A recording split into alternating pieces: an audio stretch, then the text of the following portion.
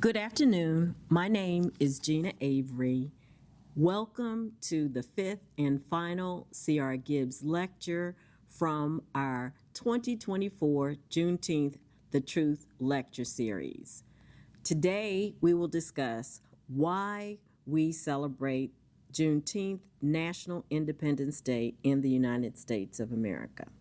But before we do that, I just want to let you know that these are the lectures that you've missed. The first one is the origins of Black enslavement. The second one was U.S. enslavement, 1500s through 1619. The third lecture was from 1619 to the ratification of the 13th Amendment. The fourth lecture was post-Civil War and the 13th Amendment. As I said today, we're on our fifth and final lecture, which is why do we celebrate Juneteenth, National Independence Day? Ladies and gentlemen, I present to you the historian C.R. Gibbs. Thank you, Ms. Gina. I appreciate it. Welcome. It's been my pleasure to be sort of a guide to and through a fascinating portion of our history. And I want to do a couple of other things as well. But first and most importantly, I want to thank Blanton and Associates. None of this would have happened without your involvement. And so you have my deep thanks for your interest in history, your commitment to our community, and your desire to leave a record to pass it on. We begin by looking at, as we started with the origins of Black enslavement, we can almost follow each step in the larger schema of the lectures I gave you by looking at the history of African people in Mexico and the part of Mexico that became Texas. So when we take a look, for example, at the recent evidence of the first enslaved Africans in Mexico, this is not someone else's history. This is our history. And for our purposes today, it's also Texas history. Next slide. That's good enough. That's good enough. The first Black man to, as near as we can tell from the evidence, to leave a firm historical imprint in the sands of Mexico was the man who's unfortunately shown in the back in this particular land. That was Estevanico. We believe that he was certainly the first Black man to walk across Texas, and clearly he leaves a large imprint in the history of Texas and Mexico and a couple of other southwestern states in the United States. He was a man who we believe was born in Morocco. He found himself part of an expedition headed by Panfilo Narvaez. They shipwrecked off the coast of Mexico and wandered for nearly 10 years, with the number steadily reducing itself from 80 to 15 to 4. But this Black man, Estevanico, Little Stephen, seemed to have a special gift in terms of communicating with the native peoples whose lands through which they passed. And ultimately, it would be the Black man and 3 others that would endure the largest part of the journey of those shipwrecked survivors. So we see him in the back, even though there are historians who say he was constantly in the front, that he was one of the leading arbiters between the native peoples and their Spanish companions. His story deserves to be told and retold. And again, this makes him one of the earliest people of African descent in the history of Texas. Next slide. He was part of an expedition. I mentioned Panfilo Narvaez, but as the group shrank, ultimately he would be under the command of a man named Cabeza de Vaca. There would also be a man named Orantos and Castillo Maldonado. If, for those of you that speak a little bit of Spanish, consider the oddness of his name. For Cabeza de Vaca means cowhead. That was not the family name. However, it was given to him as an honorific. He was given a senior position in the Narvaez expedition. Getting back to the issue of cowhead, it had been given to him, and in fact his ancestors, as a title received for an episode in battle against the Moors some 200 years ago. Next slide. Whatever the case may be, we are certain that the number of people of African descent in Mexico, and this is included in the part of Mexico that will ultimately become part of Texas, grew and grew during the 3 centuries of Spanish rule. We already know that more than 200,000 Africans were brought into Mexico, and as early as the second half of the 16th century, the Negro slave population of Mexico exceeded that of Spaniards in the archbishoprics of Mexico, Michoacan, Nueva Galicia, and Tlaxcala, and as late as 1742. African people enslaved and native peoples outnumbered whites in several of the divisions in Mexico. Next slide. The origins and development of the African slave trade in Galveston, Texas, goes a lot farther back than we might have thought.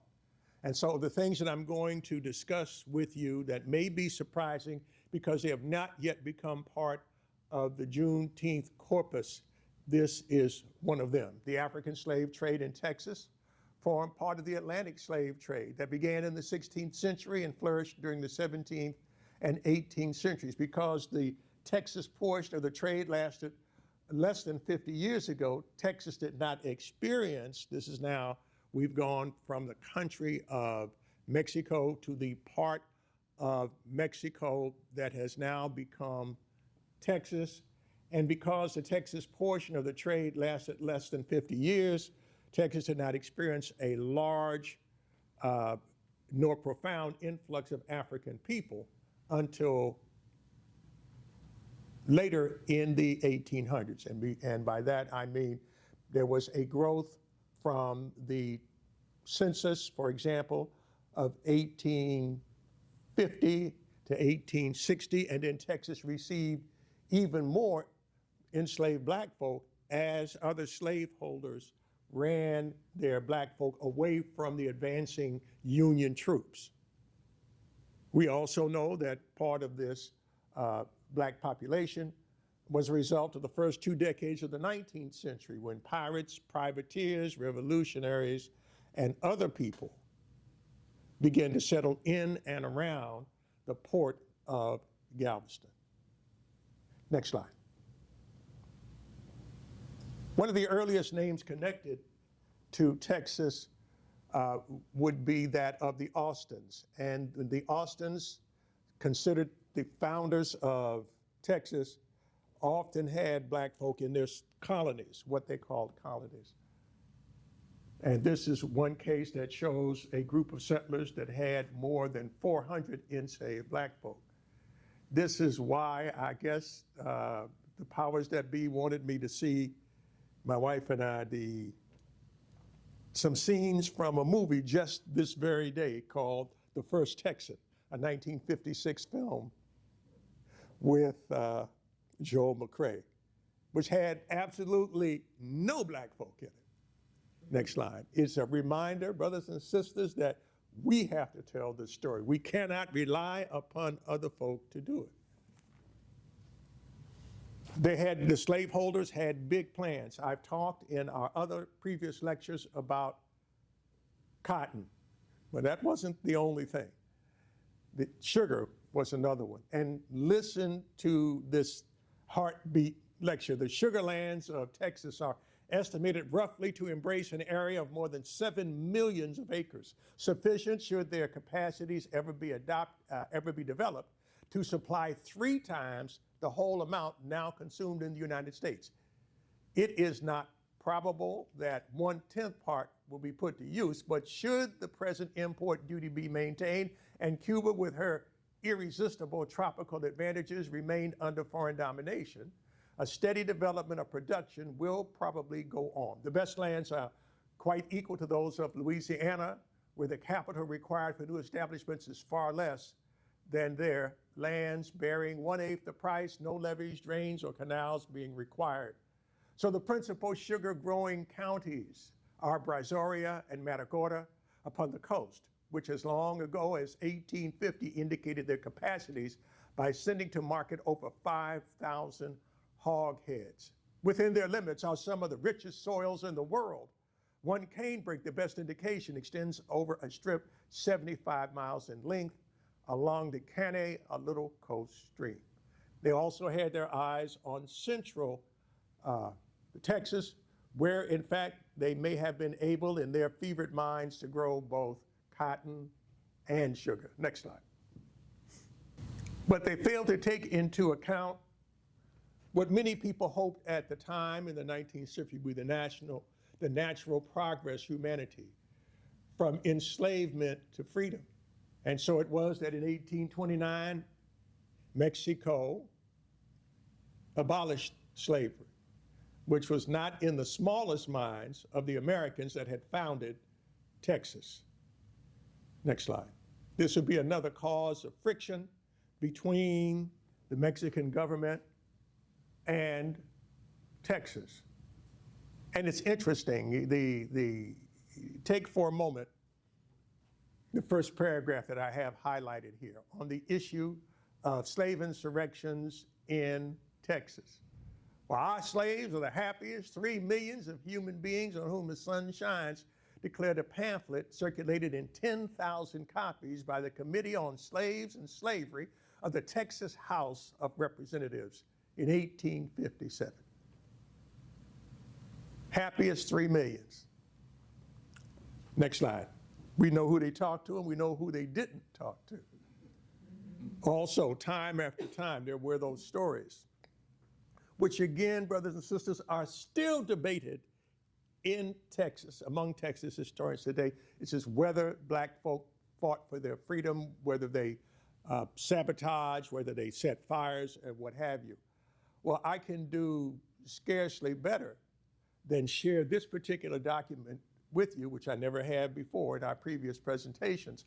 Resolved that information having come before this committee, clearly proving that much danger is to be apprehended from the slave population, we therefore recommend that each town and neighborhood hold immediate meetings and elect a vigilance patrol whose duty it shall be to adopt some prompt measures to keep the slave population in due subjection. Resolved that we recommend that every citizen to take up, punish, deliver to his master any slave who may be found off his master's premises without a written permit. Next slide. You don't really do that if you have hundreds of thousands of happy, hardworking, enslaved black folk, because there's no need.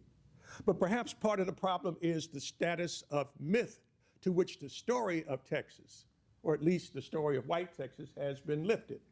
This is a movie poster from the 1960 film, The Alamo, starring, for those of you who may be a little bit more seasoned than some of the younger folk, a major Hollywood actor named John Wayne, Richard Widmark, and Lawrence Harvey. It didn't quite go down this way. And one of the motive forces in what might be called the revolution in Texas was slavery. And even today, even now, as the state of Texas starts to spend hundreds of thousands of dollars on a revamp of the Alamo, the issue, thank goodness, will not die. Doesn't mean that these people want to talk about it, but at least those of us who understand the history, those of us who've not seen a person of African descent in movie after movie. Well, let me change that. There was one black man in this particular film, and he didn't want freedom. He was willing to die with his white folks. We don't know who he's supposed to represent because his name, Jethro, does not appear in the historical records for the black folk that were at or around the Alamo. Perhaps he was a dream of one of the producers. Next slide. This, however, is what we are told is the most historically accurate painting of the aftermath of the Battle of the Alamo, a former mission. And if you were to take a look, oh, where are they? Oh, well, we got black folk here. In fact, according to some of the observers, there was even the body of a dead black woman who may have been killed during the bombardment. We know Joe, for example, the best known black man to survive the Alamo, appeared to be an enslaved man, but legally belonging to Colonel Travis. Next slide. Texas had been growing as a slave state, and as I have said in previous lectures, the last great frontier of slavery in the entire United States. It grew with partnership of the rest of the country through what we were told was manifest destiny. The destiny of the Europeans to rule all of the Americas from sea to shining sea. It doesn't mention exactly how they did that, nor does it give us a sense of the loss of lives, the theft of lands and future that went along with stretching from sea to shining sea. These are the wagon trails, wagon train trails, by which Europeans and their enslaved captives went from east to west. Next slide. And so the country grew. The country grew. And since black people were, despite what Hollywood might suggest to you, that somehow or another we weren't there, as we went from east to west, we were part and parcel of this Western expansion, including up to the annexation of Texas. Next slide. This is American Negro slave revolts. We're supposed to look past this, brothers and sisters, when they talk about the fighting incident to the revolt of the Anglo-Americans in Texas against Mexico, the excitement that this produced, that in September 1850, several hundred former Florida Maroons fled from their abode in present Oklahoma to Mexico. And this was accomplished by a routing of a body of Creek Indians. So there were Native American groups who, wanting to be free, wanting to get away from the embrace of the Americans, joined with freedom-seeking black folk to fight. That this still has to be debated is simply amazing. But that's not going to be settled anytime soon, because there's still plenty of folk who don't want our children to know that, and certainly don't want them to know that many of the Mexican inhabitants of the region were declared to be implicated in our desires to fight for our freedom. Next slide. So Texas, the state of Texas, was hostile to any black folk that had aspirations of being free. This is simply a recapitulation of the laws that existed the eve of the Civil War, that it shall be the duty of all free Negroes in this nation who are legally, that is to say legally living there, to choose their owners. The state did not tolerate black folk. Second, in no case where a Negro or Negroes choose a master or being sold to the highest bidder as provided for in section 1st, shall they be held in bondage longer than 12 months. I guess we're supposed to believe that that was an improvement, and depending upon how you felt versus lifelong bondage, I suppose there were people who might go along with that. However, that the Negro or Negroes may dispose of their property as they may be deemed proper. These are referring to free blacks who may have bought and paid for their own livestock and land. But in case you got too obstreperous, it shall be the duty of the light horse companies, these are militia, to enforce all the laws in relation to free Negroes. Next slide. I mentioned that I would be sharing with you. There was actually a hope by many in the Union High Command that black folk would be recruited in Texas and enlisted in the Union Army. This is a very rare document from the official record of the Union and Confederate armies, and it ends with, I had hoped that before now we would have been in Texas and been reinforced by 10,000 colored troops at least. There are thousands of Negroes in that state for the service, and if commanders go there who have any real zeal in bringing them into the service, they will be procured. And this is 1864. What we can say, brothers and sisters, is that, and I know that you've heard about the black soldiers that landed with the folks at Galveston on June 19th, but there's a second part of the story which you may not have heard. Next slide. There had been plans to bring black folk into Texas or recruit the ones that were already there.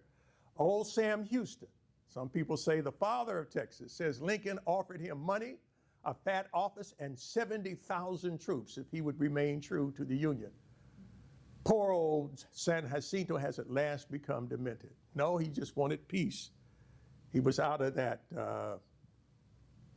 even though many Texans regarded him as a traitor because he remained faithful to the Union. The federal government contemplated military intervention in Texas on several occasions in as early as 1861. President Lincoln twice proposed sending federal troops to the state under the command of then Governor Sam Houston.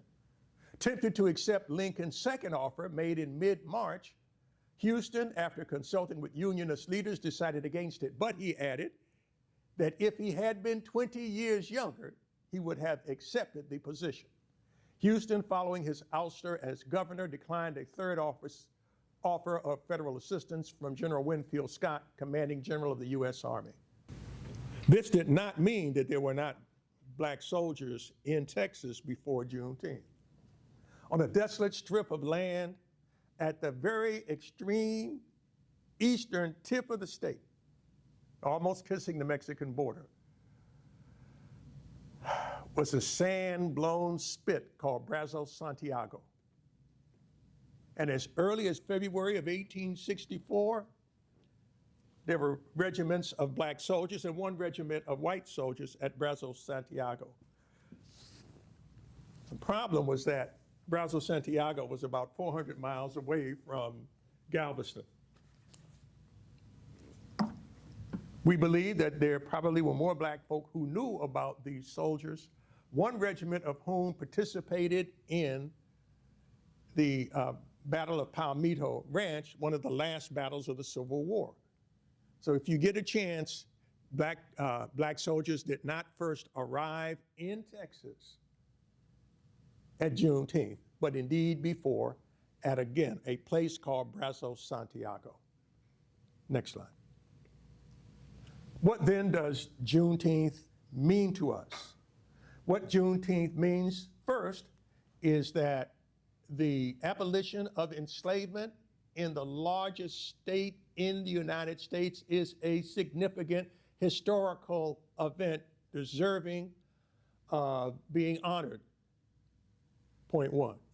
Point two, if we study Juneteenth a little bit more deeply than simply getting our party on, we will see that the threads of resistance and courage, the drive for education, the heavenly determination displayed by black men and women as they became free in Texas and indeed before are things that we can all take pride in.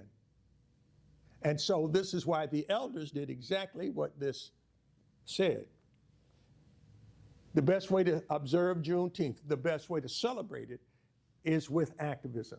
Not simply putting your feet up or seeing how much Big Red you can drink or how much fried chicken you can consume. But it is to follow in the path of the ancestors. Celebration and activism. Next slide. And so we leave you with an understanding that Juneteenth ought to be an entryway. It ought to be a door by which you open it into the fulfilling, rich, and deep history of people of African descent, not only in Texas, but also in Mexico. If you keep these things in mind, you will be celebrating the very best of Juneteenth from now until the first of forever. Thank you very much. On behalf of the National Juneteenth Festival, we hope that everybody now has a better understanding of the journey to freedom that Africans and African in the diaspora have had.